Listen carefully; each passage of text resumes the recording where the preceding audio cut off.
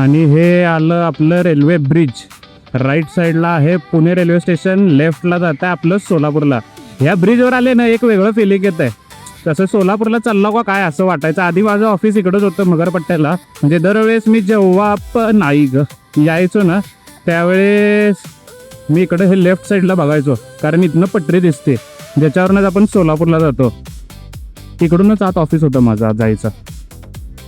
आणि इकडं आता लेफ्ट साईडला पण एक मॉल आहे, ॲमनोरा आहे ना आय थिंक. हां ॲमनोरा लय मोठा आहे. आमची गल्ली बसीला सोलापुरातली. पेट्रोल पंप इथंच समोर आहे पेट्रोल पंप. आता मस्तपैकी जरा पेट्रोल भरतो. E20नं वाट लावली आहे गाड्यांची.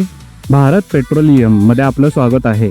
आता इथं पेट्रोल भरूयात जरा गाडीमध्ये आणि विषय बघूयात काय. काम 25 झालेलं आहे.